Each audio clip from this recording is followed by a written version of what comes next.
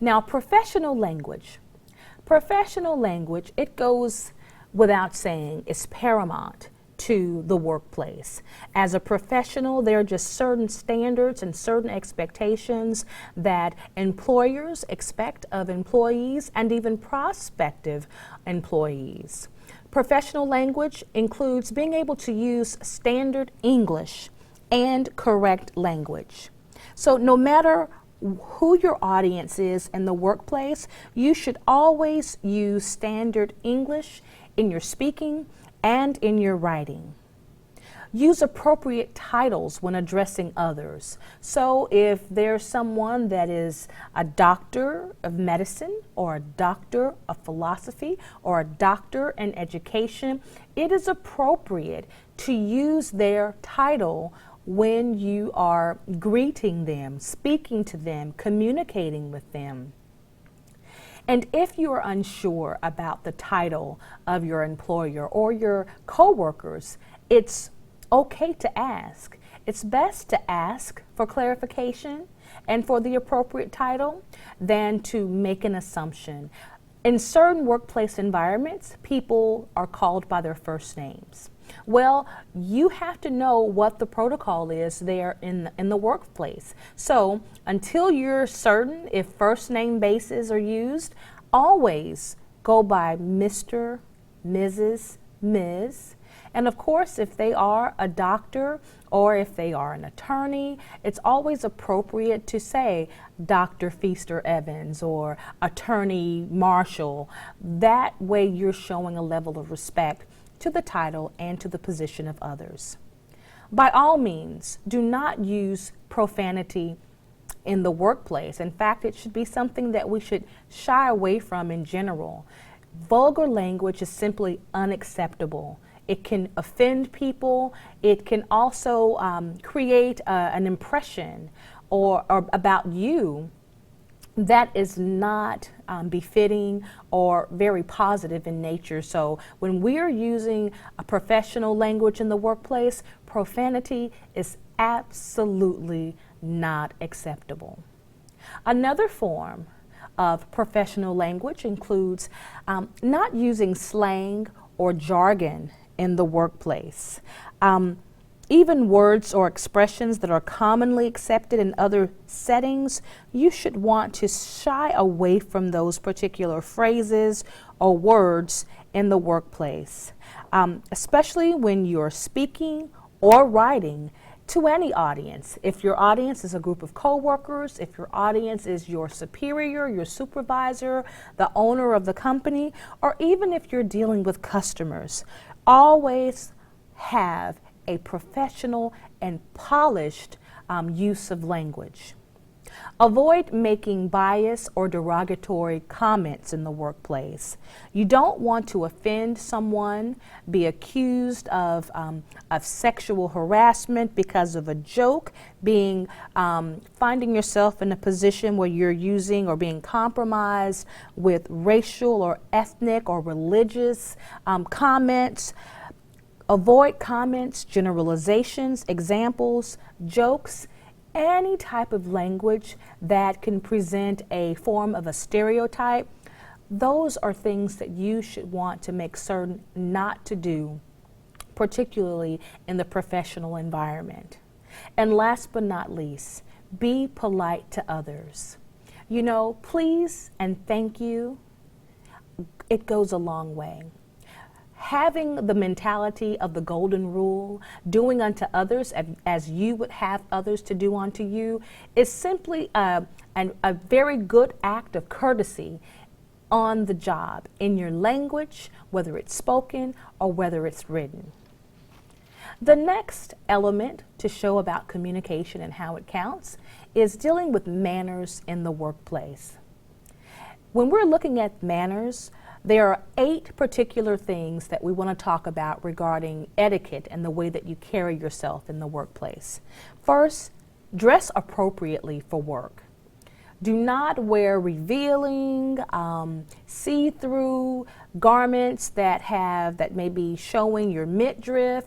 Don't wear shorts to work, especially those that are too short. Make certain that your garments are well taken care of, that they have been well laundered, and just you're dressing appropriately for the workplace. We talked about workplace attire at the beginning of our time together. I believe it's module 1. Also in the workplace, be on time to meetings, conference calls, and appointments. And most importantly, be on time to work whenever you're scheduled. You want to reflect a prompt perspective or prompt attitude. You want to make certain that you are timely, and you want to be known and respected for that. Also, respect the space of others. That's when you are having conversations with coworkers near another coworker's office, when you are talking on the cell phone in the workplace. You want to use cell phone safety zones. And it's proven that about 10 feet away from other people is appropriate for using your cell phone. You don't want to speak in the cell phone voice and using the loud voice that you would sometimes use to communicate on a cell phone. Can you hear me now? Can you hear me? Well, not everyone in the workplace want to be able to hear your conversations with people on a cell phone. So be respectful of other people's personal space. Don't gossip.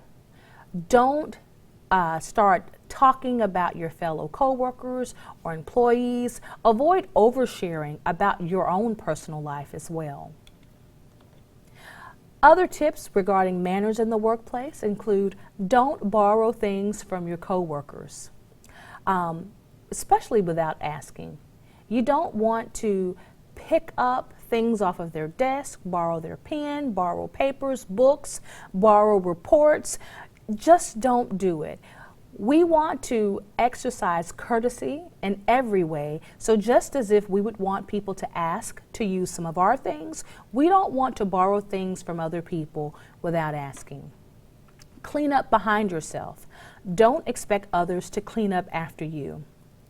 You are in the workplace. You are not at home. You're not in this very informal, laid-back environment. So you want to make certain that you keep your work area clean. You want to make certain that if you're in the break room and you've had your lunch or your breakfast, that you pick up after yourself. We want to, again, do unto others as we would have others to do unto us. We want to be kind and considerate of others and keep your poise at all times. No matter what other people are doing in the workplace, if there's misbehavior being conducted all around you, you maintain your poise. You always remain professional in everything that you do at work.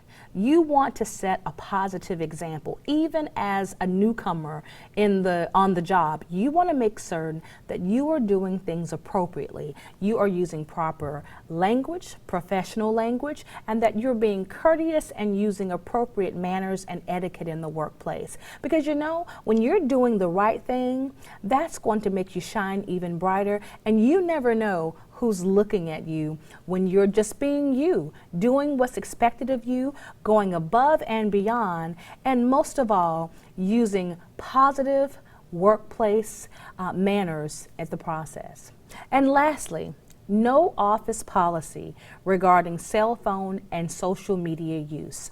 It's important to know what is deemed acceptable. We live in a community, we live in a time where people are using their cell phones as a form of primary communication. Landlines, having home phones are now becoming less common in our environment. But we have to still remember that we are in a professional setting. And whether it's in our employee handbook or whether it is something that is stated and reinforced in the office, always know what the policies are regarding cell phone usage. Do you have the permission to be able to use your cell phone during break time, not during work time? Can you text in the case of an emergency? What is the protocol for answering your cell phone on the job?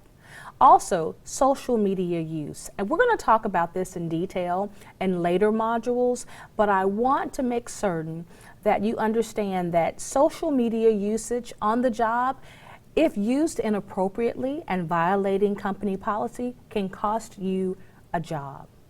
You want to make certain that you are exemplifying good manners and good etiquette when it comes down to the social media policies of your company.